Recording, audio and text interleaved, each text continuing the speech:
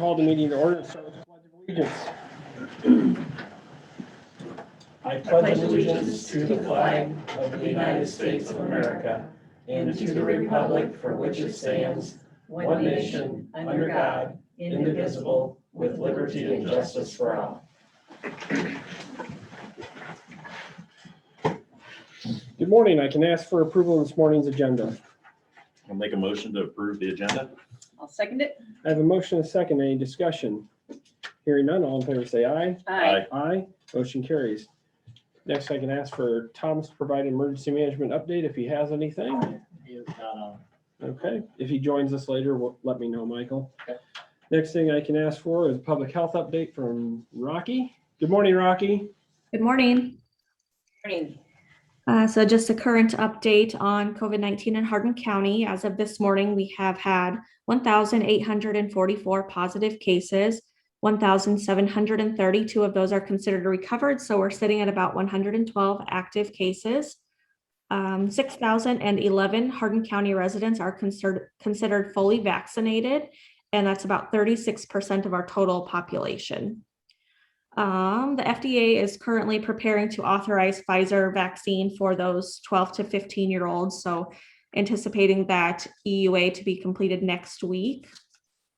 And we have one more mass clinic for second doses next Wednesday, and then we'll be done with our mass clinics. So looking forward to that winding down, and just gonna start working on some more information for those that are still kind of vaccine hesitant and hoping to continue to educate people. So that's about it. All right. Thank you. Next, I have engineer role, no utility permits, correct? Nope. Okay. Secondary roads report. Yes, so starting tomorrow, and it should take less than 2 weeks, we're replacing 6 culverts on Highway D65. So that's between Hamilton County and Highway 65. So they're all small, so it should be the thing where they show up that morning, dig it out, put it in, and it's open by night. So I just put it on Facebook and did the road notification, emailed the school. So, yep, everything should be good. But yep, so just let people know that it will be closed off and on for the next couple of weeks. Okay. And we're on 410s, correct? Yes. Okay. Last thing, I have a question. I know this will come up. This is on the award for the project LCO42 sub 9040, the X Avenue Bridge over Pine Creek. While you're here and Attorney Meyer, that was where there was the collision with the farm implement. Yep. And I want to make sure we did negotiate in good faith practice with the insurance company to get negotiated to get what was damaged back. So we did do that, correct? They gave us our estimate, which was nice that they didn't try to get it down. They agreed with our number. Okay. Yeah, because it was I don't remember what year the bridge was built, but it's an old bridge. Right. So they weren't paying for some, if we would have built it 2 years ago and they hit it, we might feel differently, but. Right. So it was, there was a schedule down of what it was worth. Correct. Yeah. And then instead of putting in something very, very comparable, we did a little different design, correct? Yeah, so their estimate was more for the repair to bring it back up to snuff. But then that would only bought us, 10 to 20 years, whereas putting in a new structure is going to last 80 to 100 years. Okay. So, and we've talked to landowners, I know, during the budget hearings or budget workshops. I know one landowner that was involved in that, we talked about that, and he was happy with this design. Other people as well.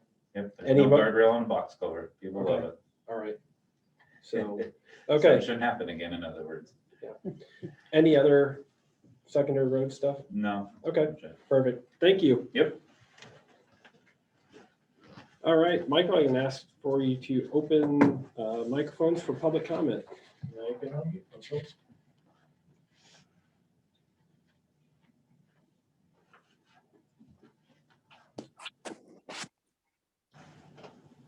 Any public comment this morning?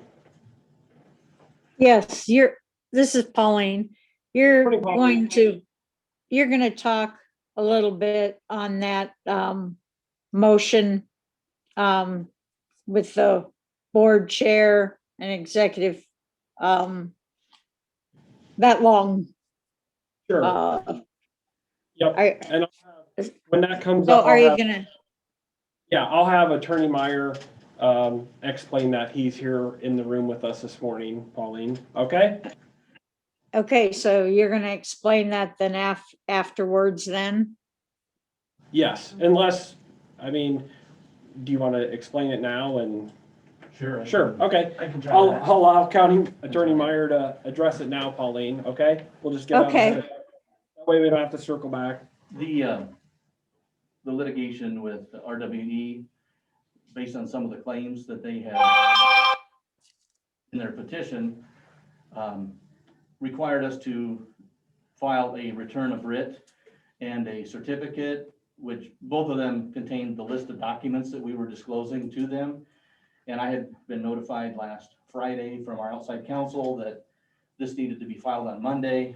And so I went ahead and obtained the signature. It had to be signed by somebody on the board, and the certificate had to be signed by the auditor. So I went ahead and obtained those signatures, and then thought, just best practice, we should have some motion so that when this, if this were to happen in this current litigation where we need some signature on something, that the attorneys are filing something that just needs a signature, that this would, I guess, make that happen so we don't miss any deadlines, because deadlines can be real painful if you miss them. So, And we would be CC'd on all these as well. yes. Yep, and those are public, they get filed with the court, so whatever is signed and filed, I mean, it's there for the public to see. These aren't secret documents. And the public could see them going on Iowa Courts Online and searching and finding the case, the docket number, and those are all out there, correct? Yep. Right. Okay. Pauline, does that answer your question? Yeah, so, would the county attorney then still kind of look that over and then just give you guys an idea and then just whip it over to you guys for signature then? Yeah, everything, especially in this case, goes through council without a doubt. Okay, all right. Thank you. Pauline. If there's nothing else, I'll move on to the awarding for project L CO42 sub 9040-73-42, which is the the bridge over X Avenue over Pine Creek. I'll make a motion to award the contract for said project. I will second. I have a motion and a second. Any discussion? Hearing none, all in favor say aye. Aye. Aye. Motion carries. Next I have is a consideration of motion to authorize board chair to execute pleadings and forms related to existing litigation that are consistent with the Iowa rules of court and deemed necessary and proper by the Hardin County attorney to comply with those rules. I will make that motion. I'll second it. I have a motion and a second. Discussion. I appreciate County Attorney Meyer clarifying what that is. And again, those documents are available to the public through Iowa Courts Online using the docket number. Hearing no other discussion, all those in favor say aye. Aye. Aye, motion carries. Next, I have consideration of the change of time and date of the fiscal year 2021 budget amendment hearing due to publications. Working with 3 newspapers, it creates kind of a calendar issue. So Auditor Peters suggested changing that to May 26th at 9:02 a.m. I'll make a motion to change the date and time of the fiscal year 2021 budget amendment hearing to May 26th at 9:02. I will second. I have a motion and a second. Any discussion? Hearing none, all in favor say aye. Aye. Aye. Motion carries. Next, I have consideration of the auditor's monthly report. I will make a motion to approve the auditor's monthly report I'll as second. presented. I'll second it. I have a motion and a second. Any discussion? Hearing none, all in favor say aye. Aye. Aye. Motion carries. Next, I have is consideration of Sheriff McDaniel's monthly report. I'll make the motion to approve the sheriff's monthly report as presented. I'll second it. I have a motion and a second. Any discussion? Hearing none, all in favor say aye. Aye. Aye. Motion carries. Next, we have one change of status for the sheriff's office.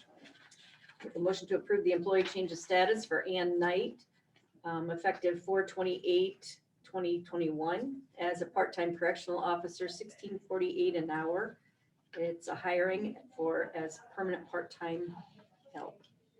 I will second. I have a motion and a second. Any discussion? Hearing none, all in favor say aye. Aye. Aye.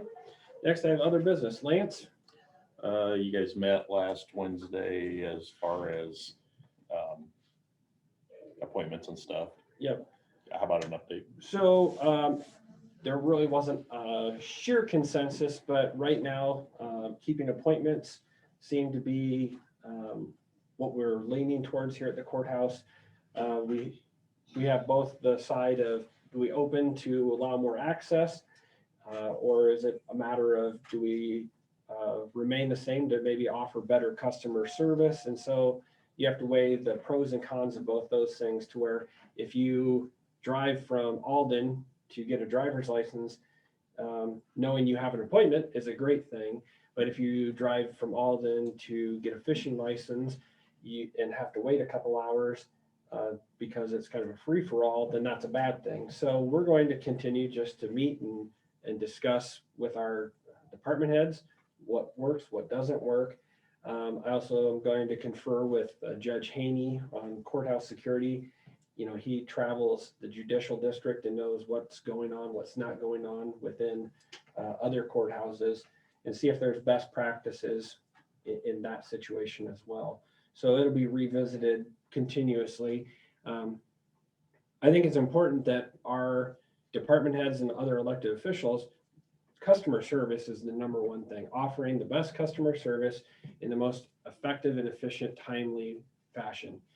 Some things take longer than others. A simple renewal of a driver's license takes a matter of minutes, where somebody coming in to register 15 vehicles, getting, vehicles off the roll, those things can take a longer time. Coming in and talking septic issues with our sanitarian, those things can take a longer time, where somebody coming in to drop off a passport application or something like that can be very expeditiously done. So there's no blanket that fits all the offices. So we need to, look and be respectful of the duties and jobs that each office is doing, and be respectful of the staff in each office as well. And so I think by continuing to have engaged conversations, we're doing that. So, yeah. Look at it next month again. and Yep. Go from there. Yes, sir. Okay, I have to say that's kind of a surprise to me, because I thought, just as I don't remember, a week or two ago, that some of them came in and said they're ready to have the courthouse open up. Yeah. And which I took a phone call 2 nights ago regarding the issue. And I said, well, as far as I'm aware, driver's license was possibly going to stay that way. But that the rest of the courthouse was, it was kind of the consensus, people wanted to open back up. Yeah. I So- mean, there is a large consensus, but there's also people that don't as well. So we just need to find that happy, sweet spot. And I think we can do that. But I think it just takes more dialogue and working together. And I think the team is working together really well right now to say, hey, what works for you may not for me. Can you just give us a little more time to figure out that process? And part of it could be online scheduling, which is novel in one idea, but we found through this vaccination process that the access to, scheduling online is very cumbersome and doesn't fit the technological, aptitude for some people, or the technological availability for others.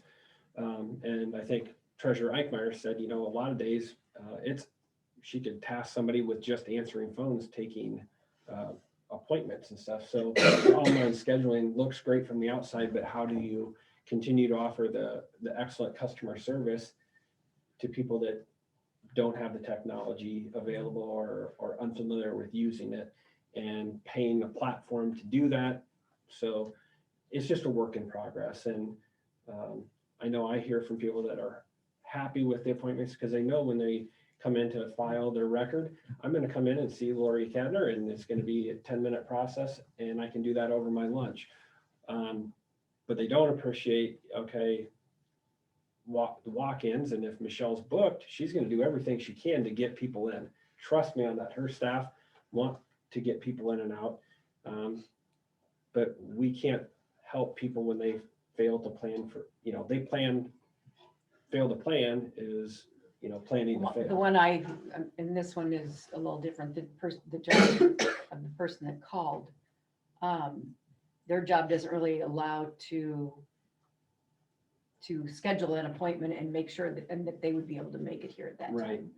time. It's kind of when they get a break and they may have to drive halfway across the county to get here, they wouldn't be able to hold an appointment. Right. So they have to just come when they can. So. Yeah, and I don't think any of the elected officials that are department heads that are in this room today would say, hey, I can't work with you on that. Well, we're going to do our best because I think the intentions are there. And if they don't believe that service is being offered by whoever takes their call or email, or whatever, however they choose to communicate, I think, one of the department heads or elected official will try to do everything in their power to accommodate. So I just know we have people that are here to serve. So they're doing their best. I would hope that if anybody comes to the courthouse without an appointment, that they would call us before they leave the courthouse. That would be my wish, because if they are here, we can most generally work them in at some point in time. Might not be instantaneous, but Yeah, we're gonna try everything. Well, I'll we call them can. back and tell them that too. Yeah. And you did that this morning. I stood right there as a person called up and you took them right in. Yeah, and it sometimes the appointments are fabulous and sometimes they're not. Some people might be half an hour late to their appointment. Well, we've got to service the people that have the appointment on the scheduled time, but we're always going to try to work with people if they Yeah. are late, Yeah, I can or understand if that they too. come without the appointment, just please call us. And we have 6, 7 people with 6 or 7 phones. So if you don't get us immediately, maybe just wait a little bit and see if we can get back with you, before you leave. We want you to contact a hard person before you just walk away and leave, because we do want to service you. And that's the whole thing, is why we're here, is to Right. service our public. Yeah. And we don't want anybody thinking that we don't want to serve them, because we most definitely do. And we also rely, and I was glad that when we met that Carrie Calloway from Quaker Security was there, and sometimes making sure that the conduit between the department heads in our offices and whomever's at the door, that message has to be Right. clear, and they have to be conveying the same message that Michelle just said. Hey, run over and see Wendy at Love a Latte and grab a hot chocolate or a coffee. Give us time, and I think we can sneak you in here in 20 minutes. So we just got, and I appreciate Carrie's staff trying to, be the go-between as well. But that message just has to be consistent, that we're here to serve you. Just give us the chance. So that's all I had. So I do have Go ahead, one Michelle. statement. The delinquent notices went out to the owners that haven't paid their taxes yet. They were due by the end of March. So the law says we have to send out those delinquent notices by May 1st. So we've sent them out on Friday. I just want everybody to know that we will be having a tax sale this year. So if you don't want to be published in the paper, you need to have your payment here by the 17th of May. And then if you want to pay the amount that's due in May, have it paid by the 31st of May. June 1st, another month's penalty is going to be added on. And then our tax sale will be held June 21st at 9 o'clock. So you have to have your taxes paid by Friday before June 21st in the office or in the Dropbox. If you mail it, it's not a guarantee that I'm going to get it by that Friday to be able to process it prior to that Monday morning sale, because we don't process any taxes on that Monday morning, except for the webs that have come through. We try to get those done, but you want to be timely on how you pay.